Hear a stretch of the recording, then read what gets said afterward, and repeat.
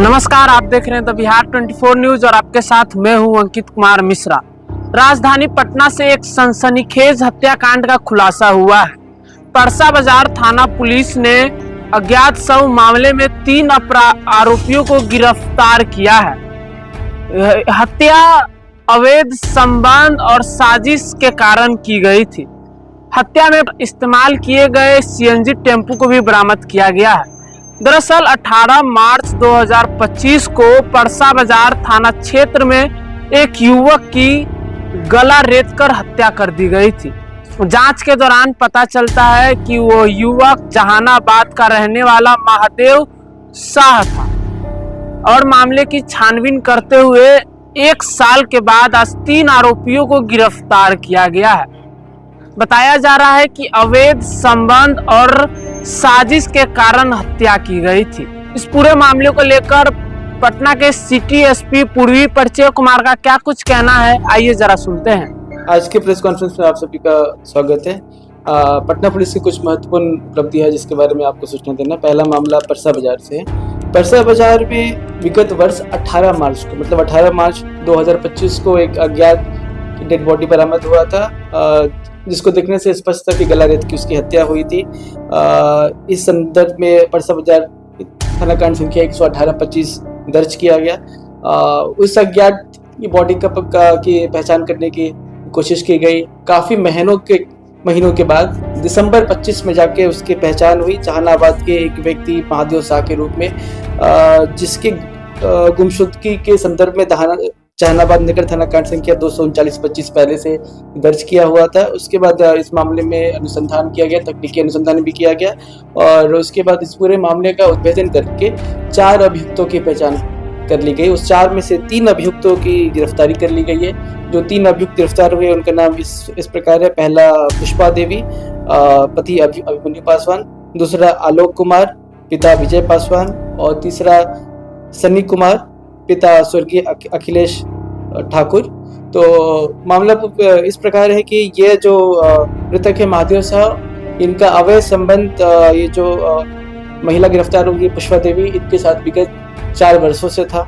इसी बीच इनके द्वारा उक्त महिला का कुछ ऑब्जेक्शनेबल फोटो वीडियो बना लिया गया और जिसके द्वारा उनके द्वारा इसे ब्लैकमेल किया जाता था।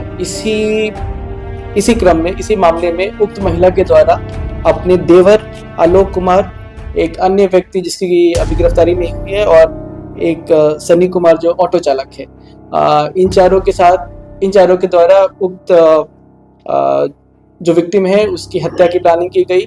उससे पहले जहानाबाद से पुनपुन बुलाया गया, फिर पुनपुन स्टेशन पे सनी कुमार के ऑटो के द्वारा उसे पिक करके जहाँ पे बॉडी मिला था वहाँ पे गला रेत की उनकी हत्या की गई। इस मामले में जैसे मैंने बताया कि 4 में से 3 अभियुक्त गिरफ्तार हो गए, जिसमें से प्रमुख अभियुक्त पुष्पा देवी भी है। और इसके साथ ही जो जिस ऑटो का इस्तेमाल हुआ था वो ऑटो भी बरामद कर लिया गया है। इसके साथ जो मृतक का टूटा हुआ मोबाइल फ़ोन और उनका आधार कार्ड भी आलोक कुमार के पास से बरामद किया गया। आधार कार्ड उनके पास से अभियुक्त के द्वारा ले लिया गया था ताकि इनकी पहचान आसानी से ना हो सके। तो इस तरीके से पूरे 1 साल के बाद एक ऐसे मामले का उद्भेदन किया गया है और गिरफ्तारी सुनिश्चित की गई है जिसमें पहले अभियुक्त विक्टिम की पहचान करना भी मुश्किल थी। महिला किसने किया?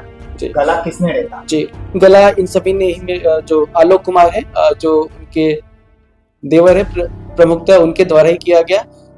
परंतु इन 4 की ही संलिप्तता थे। ये 4 ही वहाँ पीओ पे थे और 4 के द्वारा ही इस घटना को कारित की गई। चालक खुद से लोगों को जानते थे या जी नहीं, पूरे प्लानिंग के साथ इन्हें पुनपुन स्टेशन ले जाया गया। वहाँ से जो विक्टिम है उनको स्टेशन से घटनास्थल पे लाया गया, वहाँ पे हत्या किया गया और हत्या करने के बाद जो अन्य ये 3 अभियुक्त है इसी ऑटो पे बैठ गए। तो इस पे मैं कुछ कमेंट नहीं कर सकता हूँ।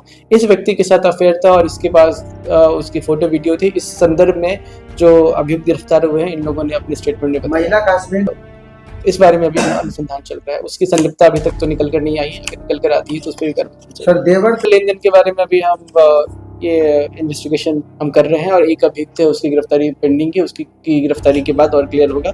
ऑटो चालक को कुछ पैसे दिए गए थे, एग्जैक्टली कितने पैसे कुछ क्लियर उन्होंने बताया नहीं क्योंकि एक साल पुराना मामला भी है, परंतु इनकी इन्वॉल्वमेंट एकदम क्लियर है।